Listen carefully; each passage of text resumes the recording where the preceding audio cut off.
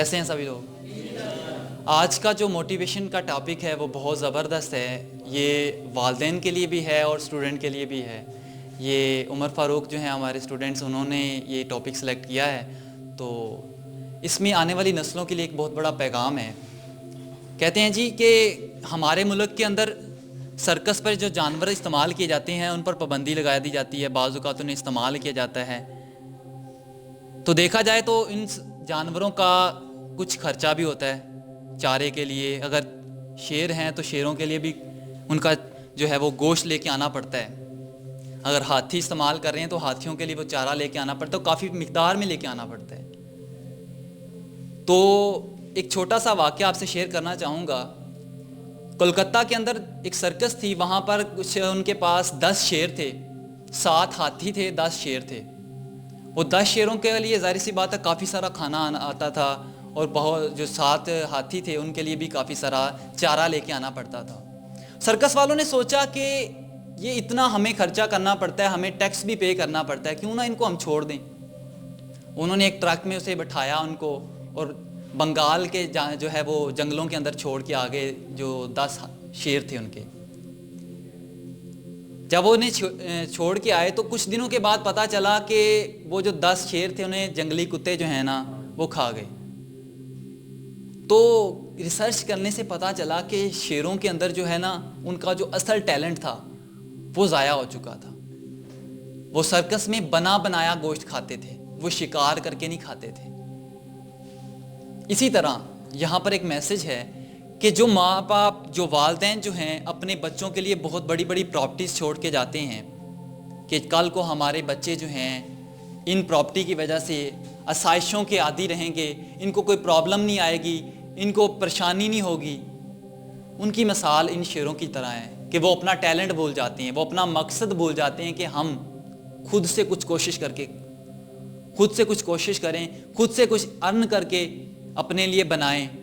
وہ اپنے ورثہ کی جو جائیداد ہوتی ہے اسی پہ انحصار کر رہے ہوتے ہیں. آج پاکستان بھی ہے، ہمیں ملا ہے، ہم قدر نہیں کرتے. جس میں ہماری محنت شامل نہ ہو اس کی قدر نہیں ہوتی.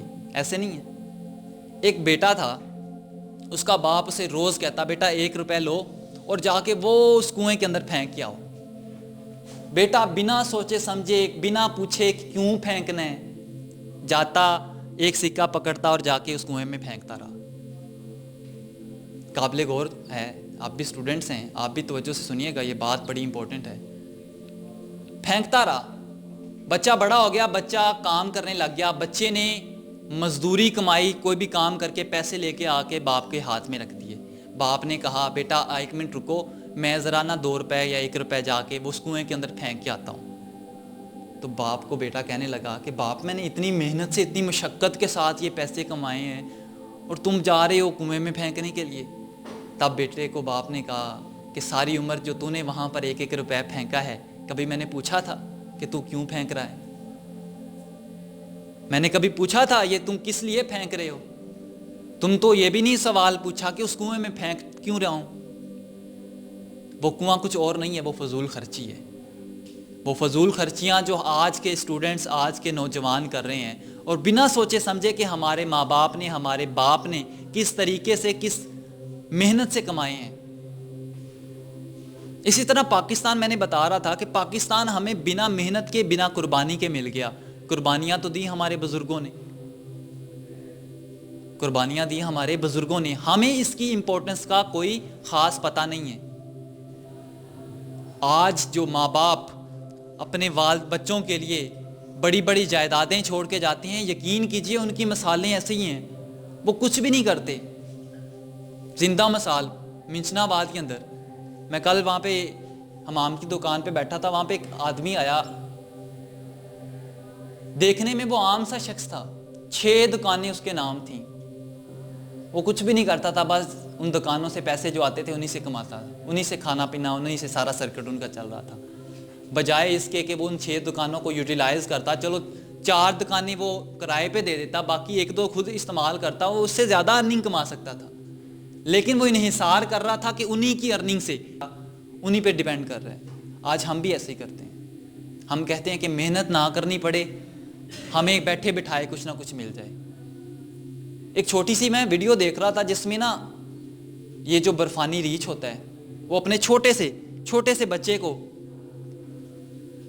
ایک بلند پہاڑ ہوتا ہے اس کے اوپر سے نیچے گراتا ہے. وہ بچہ چڑھنے کی کوشش کرتا ہے, گرتا ہے, چڑھتا ہے, مشکل سے چڑھتا بڑی مشکل سے وہاں پہ پہنچتا ہے, وہ پھر گرا دیتا ہے تاکہ پھر سے سیکھے چڑھنا. لیکن انسان کیا کرتے ہیں, انسان لاڑ پیار سے پال کے اپنے بچوں کو بہت خراب کر دیتے ہیں.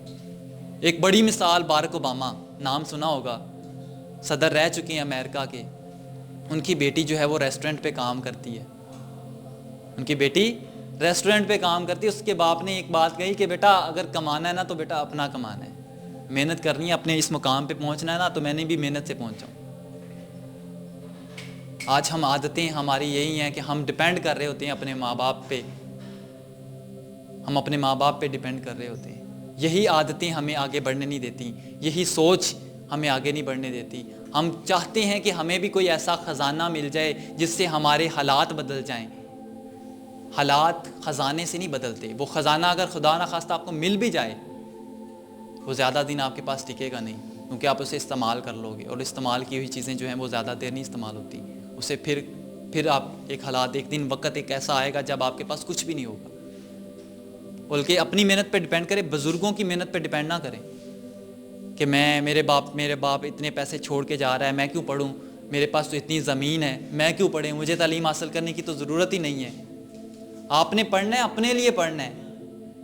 لاہور میں ایک سیشن ہو رہا تھا, وہاں پہ نا وہ ایک سوال پوچھ رہے تھے کہ آپ میں کون ایسا شخص ہے جس کا اپنا گھر ہے. سب نے ہاتھ کھڑا کر دیا, سر ہمارا اپنا گھر ہے. اس نے کہا آپ کا, آپ کے باپ کا نہیں. سب کے ہاتھ نیچے تھے. بھئی آپ نے اپنا گھر بنانا ہے, آپ اپنی محنت سے اپنا گھر سیٹ کرو, اپنا لیول سیٹ کرو. آپ کا لیول ہوگا تو دنیا آپ کو پہچانے گی. یہ دنیا میں ہم عارضی طور پہ آئے ہیں, اپنا لیول سیٹ کر کے جاؤ. دنیا میں جب جاؤ تو لوگ یاد کریں کہ دنیا سے کوئی شخص گیا تھا, اور کوشش کیجیے گا اس پہ عمل کرنے کی. Thank you for listening.